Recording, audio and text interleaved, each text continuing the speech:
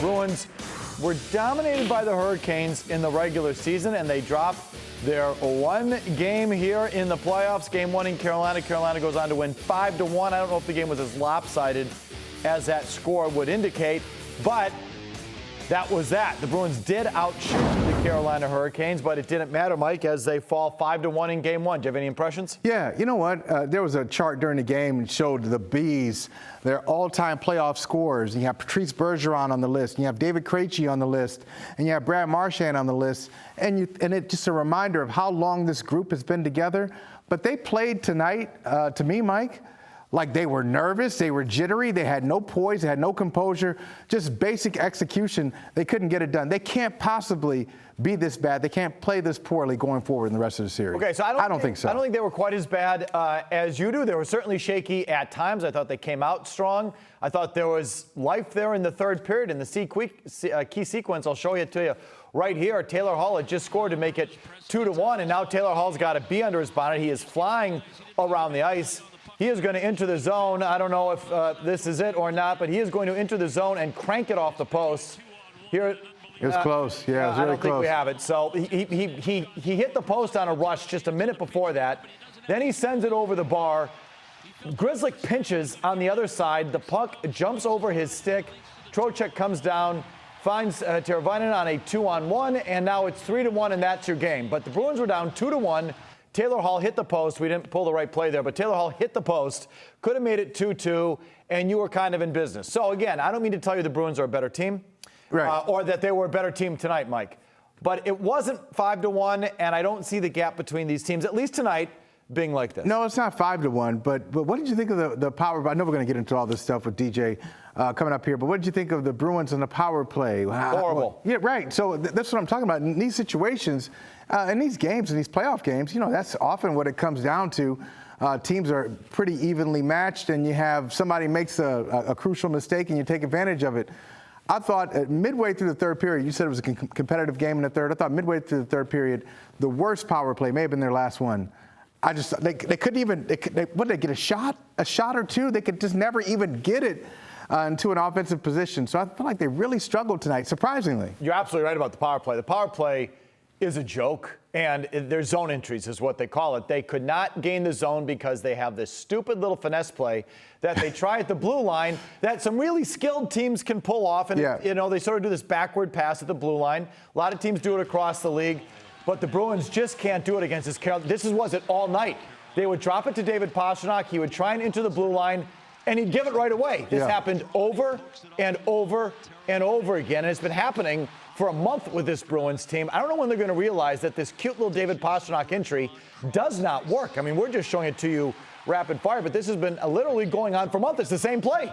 David Pastrnak tries to dipsy-do past four guys. The puck gets turned over, and usually it's, you know, being exited the zone going the other way. These are all David Pastrnak zone entries. It's time for them to just fire the puck in the corner and go get it because their zone entries don't work. Carolina came in with the number one penalty kill in the league. So the Bruins' wretched power play against that penalty kill is a bad matchup. Yeah, you can see why. But here's the encouraging news, Felger, as we talk about this the rest of the night. Look, I don't think the Hurricanes are so much better than the Bruins that you look at the rest of the series and go, wow, they can't match their intensity, they can't match their talent. I think it's a good matchup for Boston, so we'll see. We've got more with DJ coming up. He'll join us to give us his impressions. Check in with our guy, DJ Bean. We were just talking about it off the top, DJ. What's a major takeaway or two for you from this game? Then it was a lot closer than it looked. And I know that in a 5-1 game, like, it sucks and you want to be mad and you want to say that it's now, 22-2, if my math is right, something like that on the season against the Hurricanes. Look, you had the chances in the first period. You had some at least. If you bury one of those, it's a different game. Their first two goals were screened, point shots, high in the zone. Those things are kind of fluky. Those sort of happen. Like, it wasn't until really the last goal, the Trocheck goal, that I said, what the hell is Linus Ullmark doing? He was mostly fine. Some bad luck on that pinch from Grzelcyk that ends up in the 2-on-1. I know that a lot of these add up, and you say, well, how many breaks are you going to give them? Ultimately, I didn't see a Hurricanes team that was much better than the Bruins tonight. What's your take on the Bruins power play, DJ?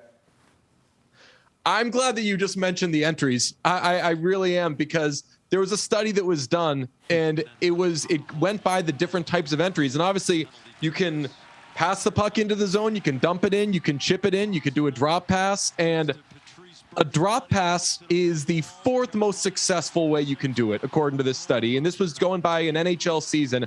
A dump was more successful. A chip was more successful. An individual carrying it in was more successful. And when you look at that final power play that the Bruins had with 10 minutes left, which honestly, I think that was the only good thing that the third line brought you tonight, was that it drew that penalty and put you on the power play. You couldn't get set up. It's not that you weren't getting shots on, you weren't getting great chances. You couldn't enter the zone. You couldn't get set up. So, Mike, when you say maybe change it up, I agree with you. Okay, so that's the coach, and I think they fell into that a lot in the last month of the year, DJ. The question is, what do you do at this juncture now? You might have 3 games left in the season. Right. Can they possibly change their system on that? I think so. I mean, Mike, you remember the Claude days. If something wasn't working, he would just put like the third line out there. He would just put normal lines out there and say, play a normal shift. And I know that sounds very like old time hockey of me, but legitimately, how many times are you going to keep trying the same thing if it doesn't work? Especially when you're going up against a team that has defended well and has stifled a lot of teams. Like if the thing you're trying time and again isn't working, try something else.